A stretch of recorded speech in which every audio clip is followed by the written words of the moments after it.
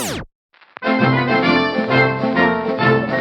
don't you introduce yourself first and what's going on here? I'm Ashley. I am 21 years old, and I'm a part of the LGBTQ club that Dylan over here founded. I am the treasurer. And pronouns are she/her. Hi, my name's Hadley Garcia. I am the vice president of Cuesta Pride. I'm also the researcher for this podcast, the sole researcher. You go, girl. Yeah. I'm asexual, and my pronouns are she and her. Dylan. Hey y'all, I'm Dylan. I'm the founder and president of the Cuesta Pride. Cuesta's LGBTQ plus club. Yeah, I guess I'm no pronouns actually. I saw it turns out that's a real thing. So I prefer none. You can just call me Dylan or Michael or Dylan MC. But today we're doing our second podcast. We're talking about a term I literally had no clue till Hadley here told me about it. So Hadley, I'll segue into you starting. Okay, so what we're going to be learning about today, sit down, is the slang term "friend of Dorothy." So, according to Urban Dictionary, a friend of Dorothy means a homosexual or a gay or queer man. It's also sometimes shortened to FOD in a lot of writings and other purposes. Gay historians say the term came to popular use in the 1950s, or even all the way back in World War II, as gay men and lesbians developed a special connection with Judy Garland, whose ballads of hope and despair and whose relentless spirit and tragic history mirrored their struggles in everyday life. She wasn't the first diva or drama queen, but certainly one who resonated the most with the generation of gay men and lesbians. Garland's most famous role, the ever-optimistic and wistful Dorothy in the 1939 classic The Wizard of Oz, gave lesbians and gay men a secret code word which they could use to refer to themselves at cocktail parties or company greetings, where one cannot be comfortably out and proud. Gays would inquire discreetly of each other, "Are you a friend of Dorothy?" And the wink-wink, nudge-nudge admission of "I am too" would likely lead to a fabulous and fast bonding session in an age when gay bars were clandestine and in some cases really dangerous. So, let me ask you something. For me personally, who does not know much on, gay history and whatnot, why do people, identify with Judy Garland? So as it said in here, so if you don't know about the history of Judy Garland, which we'll go into later, she had for how much of a celebrity she was, she had a really tough life. She, had a huge struggle with mental illness caused by a lot of things Hollywood specifically put her through. And basically, and she was also, I don't want to say openly, but she wasn't hateful towards the gay community as a lot were back then. I think... Oh, yeah. No, you can just go to a lot of parts of town and you're going to hear the same kind of stuff you were hearing a century ago. Yeah. Maybe but, a little bit different. She, and a lot of gay people, especially during this time when it wasn't okay to kind of be out and proud, especially in media. Oh, yeah. One of her husbands was literally a gay man who then became closeted once he came to Hollywood. Yeah. So she and they also resonated very heavily with Dorothy, as I will go into later. Yeah, because I knew what the Wizard. I seen the old Wizard of Oz. I remember there was a 2012 version too, but the one I remember the most is we're out to see the wonderful, Yeah. The old one. Somewhere over the rainbow. Yeah, I always thought that was a song by a big Hawaiian guy. I did not know that was from, what do you call it, Judy Garland. Yeah, I did not know that. I thought it was a Hawaiian song. But yeah, we'll go into the more history, and if you have questions, you can ask. Mm-hmm. So going into the origin of the term, the precise origin of the term is unknown. There are two theories, though. One a little more expansive than the other. So some believe it's derived from The Road to Oz, which from 1909, which is the sequel to the first novel, The Wonderful Wizard of Oz, which would from the 1900 that would later become the very famous movie. The book, The Road to Oz, introduces readers to Polychrome, who, upon meeting Dorothy's traveling companion, exclaims, "You have some queer friends, Dorothy," and she replies, "The queerness doesn't matter as long as they're friends." quick fix. So something I'm just wondering if that, because like most people know, like gay and queer had very, very different definitions up until like 40 years ago. Like gay Flintstones, like that's they is. So I was wondering, where does the connection come in on that? Because my knowledge on like the English language is about it.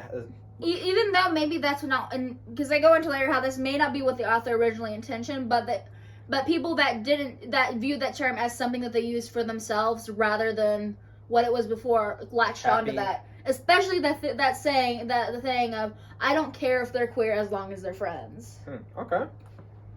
Like, you have to remember, this was in the early 1900s to mid 1900s. There wasn't a lot for, gay men and lesbians to latch onto. I know people back then, actually. Yeah, so like finding something that says this, and I go into later, the Oz books also introduced the first transgender character. No, I'm just a quick side note, I have never read the Oz books. They're kind of messed up overall. I kind of more remember like An Ideal Husband and War and Peace are like the main literature things from high school that I actually remember. But yeah, and there are also numerous references to LGBT characters and relationships, including a possible innuendo about bisexuality. When Dorothy asks Scarecrow which way to go on the Yellow Brick Road, he says, "Of course, some people go both ways." Really? I always thought Yellow Brick Road was like an Elton John song. What? I thought that was what it was. I thought that was just an Elton John song. I'm just saying. That's what I thought it was. My uncultured friend. Yes, I'm very uncultured.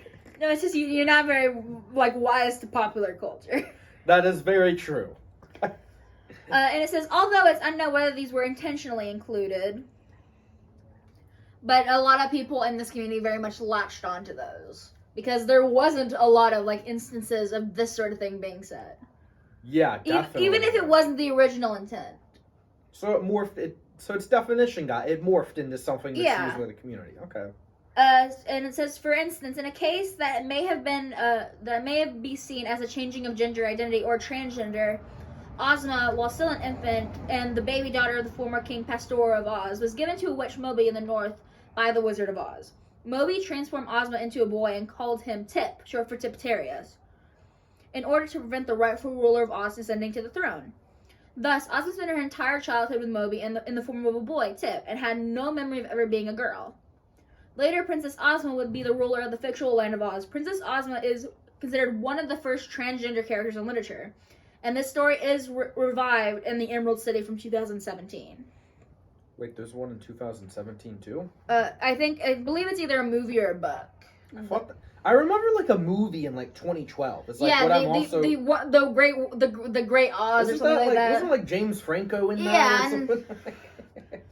If you've ever seen Wicked, you despise that movie. And more commonly, it's stated that the friend of Dorothy refers to the 1939 film The Wizard of Oz because Judy Garland, who starred as the main character Dorothy, is a gay icon. In the film, Dorothy is accepting of those who are different. For example, the gentle lion giving the line, "I'm afraid there's no lion, I'm just a dandelion." The Wizard of Oz has a particular resonance in the culture of the queer community. And the struggles that face Dorothy, Toto, and friends, especially against the Wicked Witch of the West and her flying monkeys, can metaphorically mirror the difficulties of coming out. Those things are creepy. I remember seeing the flying monkeys are ugh, those things are cringy. Yeah. And how a group of outcasts work together likewise mirrors the LGBTQ people who create new chosen families. Researchers also know that there's an absence of heteronormative male-to-female romance, and Dorothy and her friends, quote, do not need to change themselves in order to become who they want to be. And many see Garland's portrayal as a queer journey, an escape from the puritanical, morally rigid black and white small-town life to the Technicolor city existence, and with fabulous friends. And we could probably all agree, that is the fairy tale of the queer community a lot of the time. I guess, yeah. I am new. This is interesting because I'm also seeing how this could be drawn to more basic, not just queer stuff. Because I'm this is new stuff. I literally didn't know about this stuff till yesterday. But no, it's cool to it's cool to learn about this because I reckon a lot of people our age have not seen the actual Wizard, like the old Wizard of Oz. I love the movie.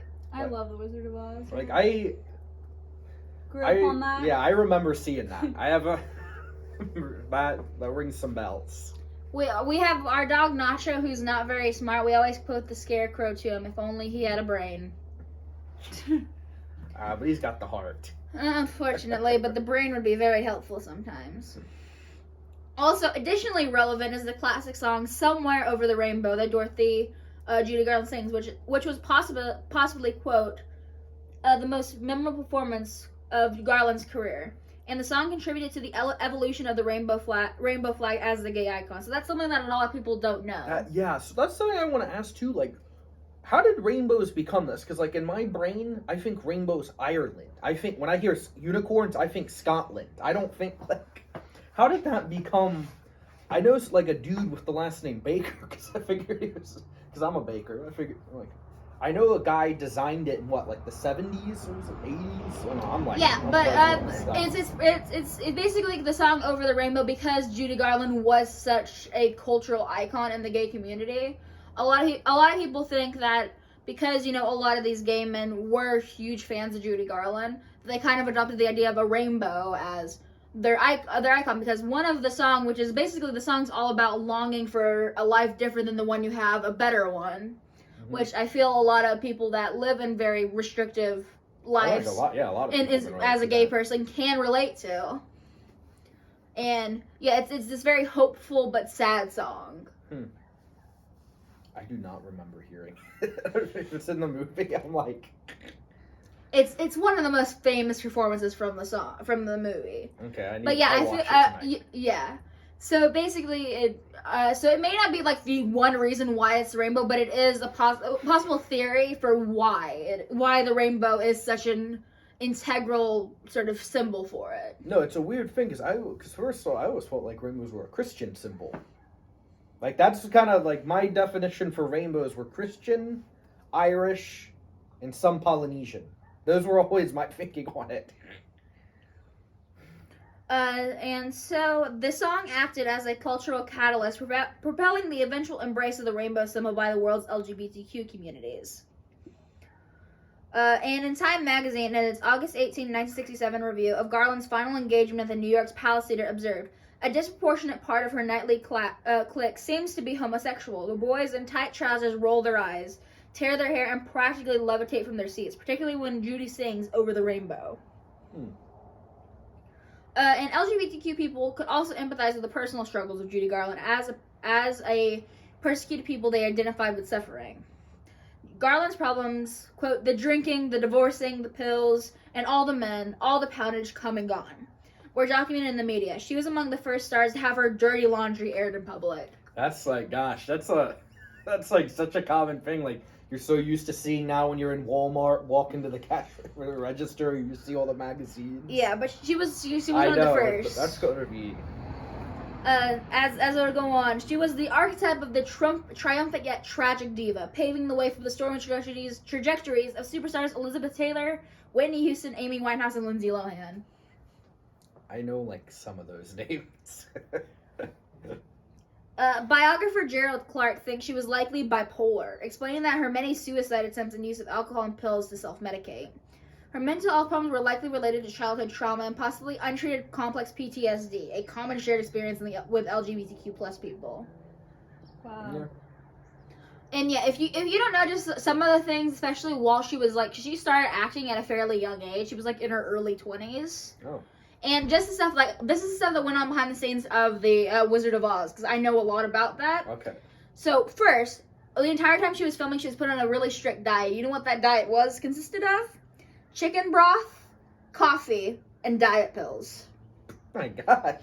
To keep her slim figure. And that's Hollywood for you. And this like filmed, I believe, for at least a year, if not longer. And so that was the only thing she was allowed to eat that entire time she was filming. That's like torture.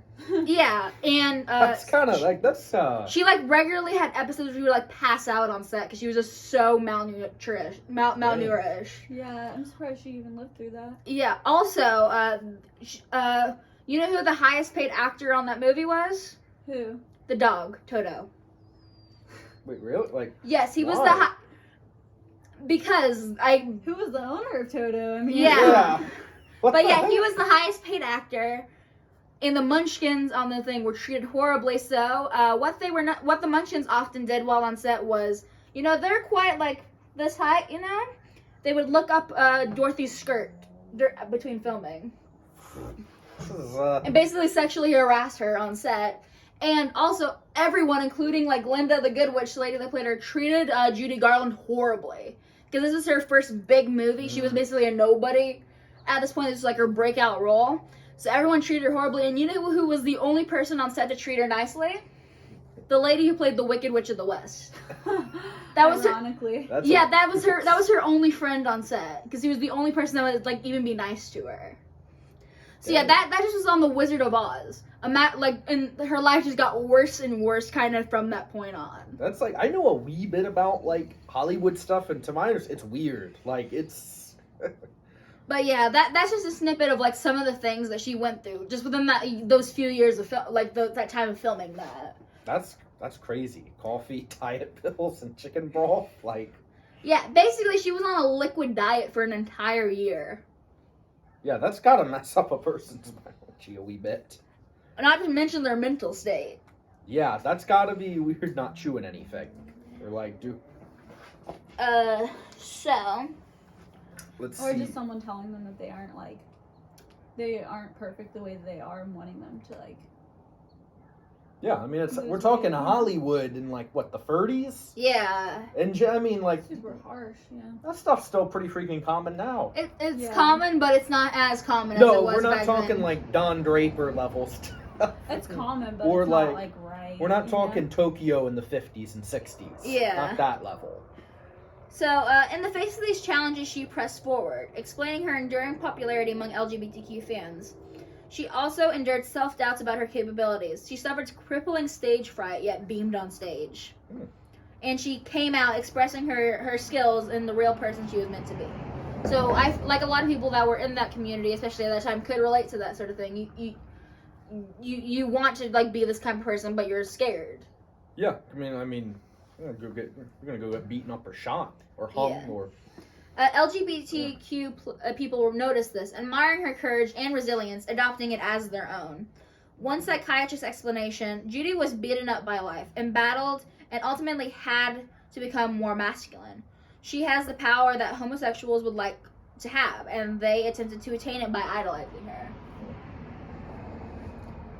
No, that's because like to me this is also very different. Like actually learning about this stuff because as you know, I do not know a lot about the culture. Like I'm very new to all this stuff, and it's because I know like aren't like the big icons now like Lady Gaga and like that kind of stuff. Mm-hmm. Katy Perry, Miley Cyrus.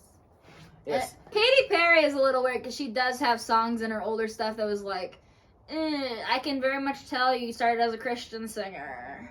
Really? She sound like country music. No, she has a song. It was like something along the lines of like, you're gay but you don't like boys. Like basically talking about a man that acted a little more feminine, and basically calling him gay but he wasn't, and doing that sort of stuff. Like what? Damn. What about her? I kissed a girl and I like Even now that scene is a little controversial. Yeah, I remember when that first came out, and I remember being little and not knowing that I was into women, and just like watching that YouTube video over and over and over, and just playing on repeat, and it was just like the shit, and I didn't know why. Now I know why, but When did that come? Because I literally don't know. It was like the early 2000s. yeah, Wait, like 04? Not that early, but Oh, like, you're talking. like I want to say like 2008, Oh. something along that lines. Yeah, I know more like Frank Sinatra, Boston, like that kind of stuff. Maybe a little Beatles, little Elton John, some Bowie, that kind of stuff. That's more my, not this newer stuff. But gay men in particular, the older ones, were among some of Judy Garland's biggest fans. In a quote from an article, Why Judy Garland Still Matters, from the Bay Area Reporter, one could mistake the front rows of the audience at her live concerts for a meeting of the Mattachine Society. A Garland event was a pre-Stonewall means of encountering other gay men. And if you don't know what the Mattachine Society is, It was one of the earliest LGBTQ plus rights organizations in the United States. Oh, cool. Where was it at? I believe New York. That makes New York or Chicago, like one of those like really big cities. Yeah, that makes sense. I mean, I could see. Yeah. Cool. So yeah, and like I said, this is all pre-Stonewall. That like before Stonewall, like the gay club scene sort of thing. Like was it controlled by like mob in New York, if I recall correctly? Kind of. A weird situation. But yeah, this is like basically like if you were like a gay man in the 50s and the 60s, like to meet another gay man, you went to a Judy Garland concert. Or the Howie G's in town. That's somewhere like the 70s and 80s. But... Yeah. According to the United Press International's Marilyn Millara, in the 1950s and 60s, Garland acted as the unofficial mascot for a generation of gay men, who flocked to Garland's many performances, referring to themselves as Friends of Dorothy. This has been very interesting learning about this stuff, and the craziest thing we haven't even talked about yet. Like that, that's one of those things, like you say, you can't make that up. Like, it's so crazy it has to be true. Well, wasn't it in like the 80s? I'm thinking, that makes sense. What I know about the 80s, and I was raised by people who grew up in the 80s. I know, in 90s. I'm not above watching Miami Vice, I'll admit it. But in September 2019, in reporting on the resurgence of the interest in Garland due to the biopic Judy starring Renee Zellweger, Louis Staples analyzed Garland's story to understand how and why some gay men look to a famous woman to help them navigate the world. And it was many scenes because both Dorothy and Garland were taken from ordinary lives into a spectacular world. And LGBTQ people perceiving themselves as abnormal, different, or other could relate to not being ordinary. Right. And some more stuff on Judy Garland. Once in the Hollywood movie business, Garland's body was the battleground for never being sexy enough or slim enough. LGBTQ people can relate to dealing with body dysmorphia, harming their bodies, leading to suicide, and suffer from eating disorders. Mm-hmm. Richard Dyer argues that after her artistic success but commercial failure in The Star is Born from 1954, Garland's work in life tells a story of survival and someone trying to assert some form of control in the world that was set to destroy her. Wait, what is A Star is Born? Because that's making me think of like that movie from 2 years ago. Basically, she's was the original version of that movie. That one movie was a remake of a remake of a remake sort of thing. Oh, okay. They make it like every 20 years. I did not know that. Okay, you go.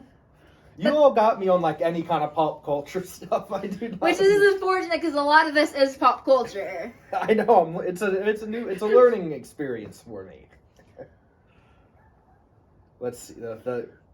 Garland also had a number of gay men in her life, including her father, Frank Gum, who, quote, preferred the company of very young men. Yeah, that's... creepy. A little. Yeah, that is kind of rapey. That's a little creepy. Let's be really honest here. That shit's kind of creepy. Yeah. But her second husband, Vincent Minnelli, also has speculation for years in the entertainment community that he was either gay or bisexual. The biography, Vincent Minnelli, Hollywood's Dark Dreamer, claims he lived as an openly gay man in New York prior to his arrival in Hollywood, where the town pressured him back into the closet, according to the biographer. Quote, he was openly gay in New York, and we are able to document names of companions and stories from Dorothy Parker. But when he came to Hollywood, I think he made the decision to repress that part of himself or to become bisexual. And Garland's fourth husband, Mark Herron, was gay and in a long-lasting relationship with fellow actor Henry Brandon, which he was only briefly interrupted by his marriage to Garland. The two men remained together until Brandon's death in 1990. Dang, that's... As well as Garland's daughter, Liza Minnelli's first husband, Peter Allen, was discovered by Herron while Allen was performing in Hong Kong. Garland took the Allen brothers under her care, becoming the manager and booking agent, and had them open for her at concerts in Britain and the United States. Who are the Allen brothers? Basically, one of them was married to Judy Garland's daughter. Oh, so they're getting in the family. Yeah. Okay. Garland also introduced Allen to her daughter, but Allen was having affairs with men before the marriage, and he later came out as gay. So she has her fair run-in with gay men. She was married to two of them. Also, like, the idea of a fourth husband kind of throws me for a loop. I mean, it's back then in particular, if like divorce laws and all that, like it, like even as like getting divorced, like even if you're a widow, the divorce law stuff is like very real and like intense.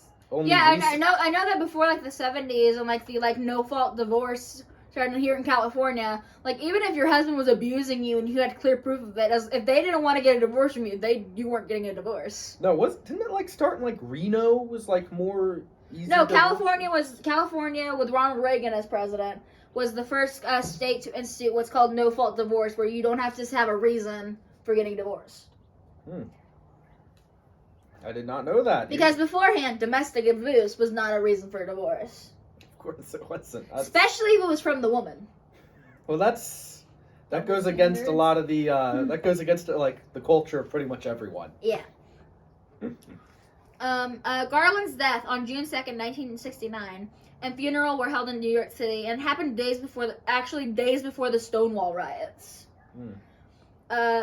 Which is the spark that started the modern LGBTQ rights movement took place. Although reports of the riots were spontaneous and not related to her passing.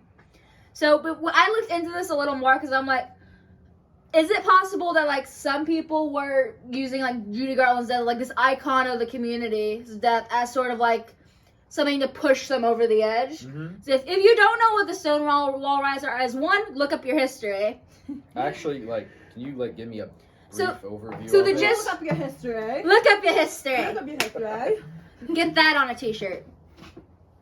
So basically what the Stonewall riots are, in a very short synopsis, it's much more of a like expansive thing, but in short and sweet, it was basically a riots that happened a few days after this, and I believe I think it was mainly New York, but it happened in a lot of different places where basically Stonewall was basically a gay bar that the police sort of raided and then got really violent, and then people, like, the community started fighting back.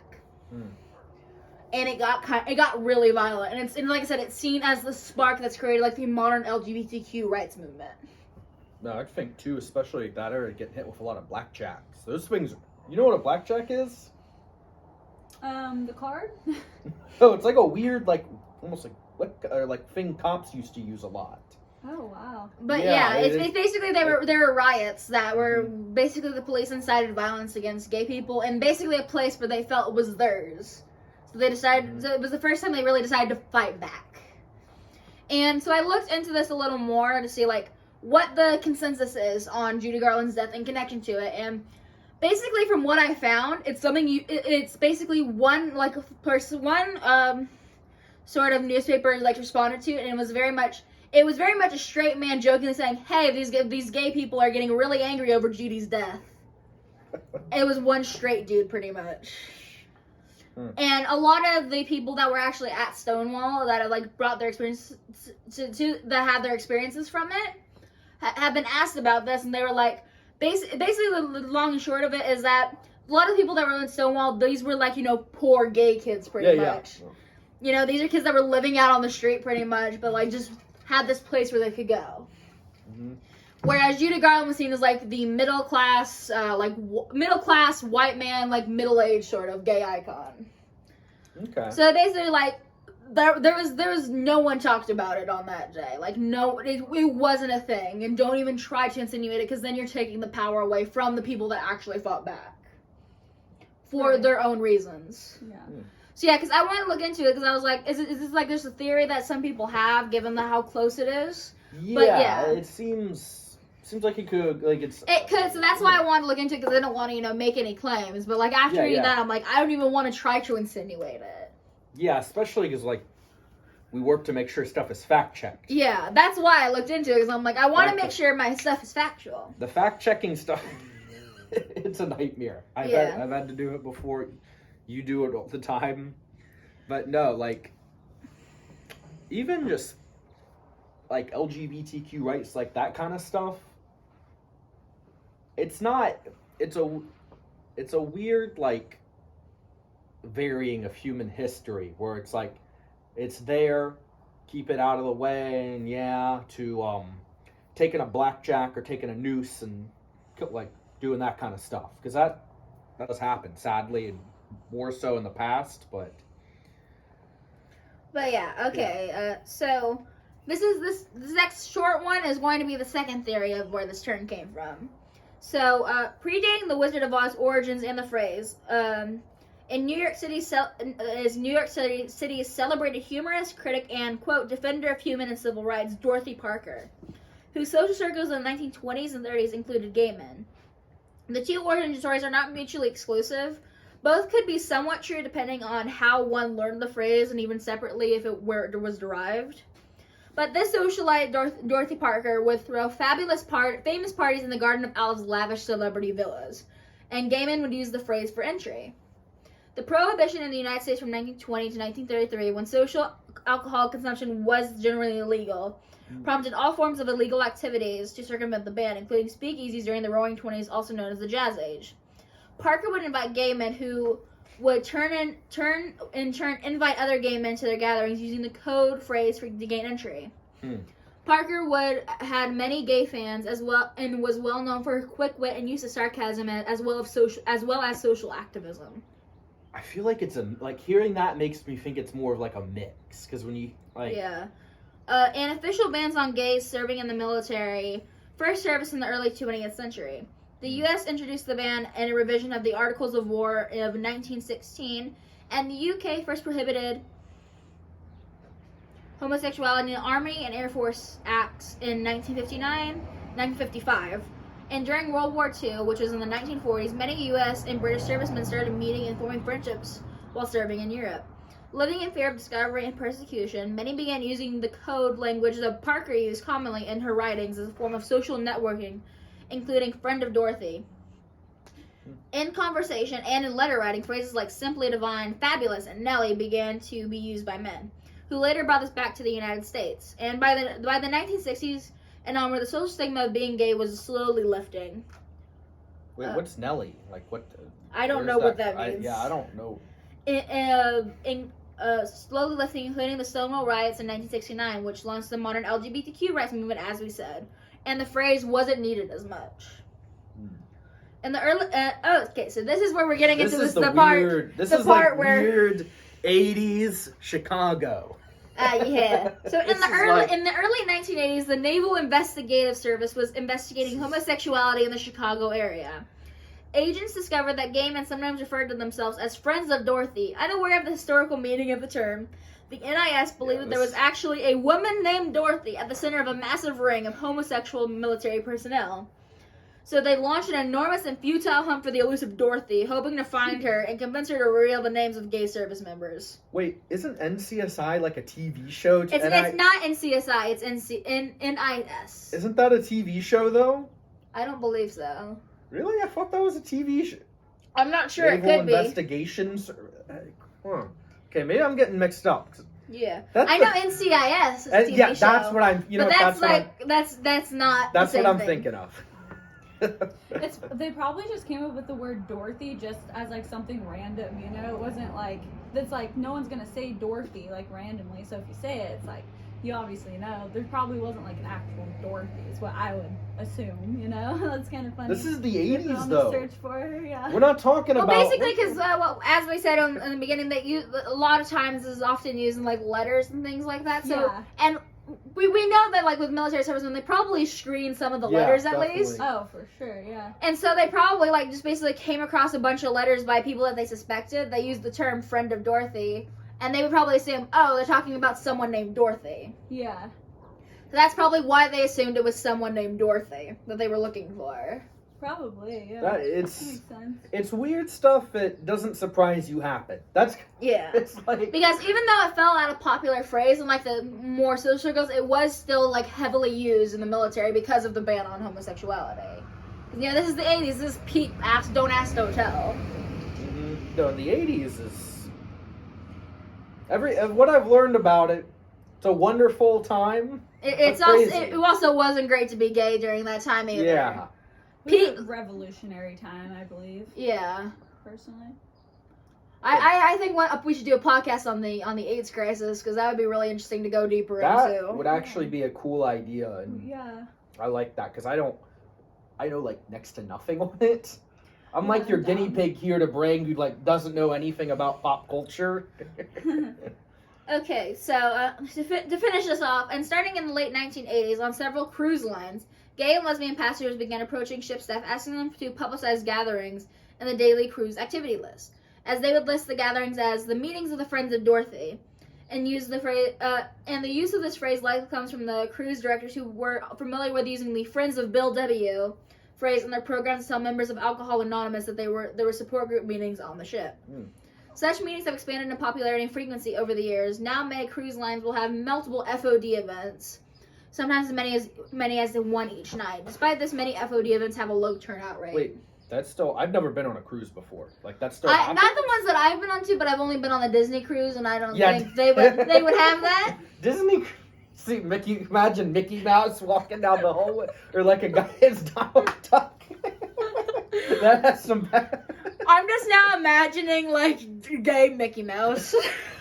I'm now hey, Hadley, what are you doing here? This is my territory. Get out of here. I'm thinking that Mickey Mouse. Good, we might need to, that's the Mickey Mouse I think of more. I've seen, like, the Mickey Mouse Clubhouse with, like, I'm with my cousin, like, little cousins. I think I'm having an aneurysm in my eyeball. That's the Mickey Mouse I'm thinking of. How are you? But no, this is all like stuff like I reckon a lot of people our age don't know about. Or Yeah, at least me. I mean, I know me personally. I know very little on this stuff. Yeah, a lot of people, especially like our age range, that didn't live through this sort of period, probably won't know a lot about it. It's much more common, like the baby boomers sort of age range. Okay. They might know what this is if they were like part of the gay community at that time, but like, yeah, no one our age knows about this unless they researched it. Well, hey, we're making a platform for people to learn about it. So yeah, a similar phrase to friend of Dorothy that was used in England, this is a little tidbit, was a friend of Miss King, i.e. Queen. And this was used in England mostly during the first half of the 20th century. Huh. Freaking it. The English, Love that. that is one thing I learned about was like a lot of the weird, like, I guess technically British laws, like on gay, like homosexuality, and because there's still laws in like a lot of countries. Like, I want to say India got rid of it like last year or 2 years ago. Like, these are like colonial era laws from like 1850s. Right. That's like one of the reasons like Jamaica is one of the worst places on the planet to be gay. Yeah. And, like a lot of the like Anglophone Caribbean is like really bad. Like, But yeah, I kind of like the term friend of Miss King a lot better. Miss King. Miss King, or Queen, in other words. Miss King. Okay. Mrs. King. Mrs. King. I don't know. My brain immediately thinks it's like a normal name. I'm like, That's I the think point. I've seen people. It doesn't seem as suspicious of, are you a friend of Dorothy? Yeah. Yeah. Yeah. But then again, us Americans, we're not very subtle. And we talk a wee bit slower. Yeah. But today, the term is mostly used by baby boomers and the older generation of gay men and lesbians. Many people our age, so like Generation X through Z, probably have never heard this term, and because, like I said, luckily, we don't have a use for it anymore. We don't have to, speak in weird codes to be able to communicate with each other. You're just in the wrong area. You go to certain areas, totally. Like, Well, in most places, and hopefully one day. hopefully. Yeah. But no, this is crazy material. Like, I'm very happy we're bringing this stuff up, because this is stuff you ain't gonna hear about. Like, let's be honest here. Needs to be brought to the light. Aye. You guys never heard of this before. Never. Yeah, I literally didn't know what it was till Very yesterday. interesting. No, like, this is really, I'm loving we're making the podcast, bringing up, like, topics that are not, like, known as much. This is great, like, doing this stuff. Like, I'm glad we're making this. We don't have the fancy, like, microphones coming down, like, getting the perfect pitch recording, but hey, we're doing it. Yeah, alright.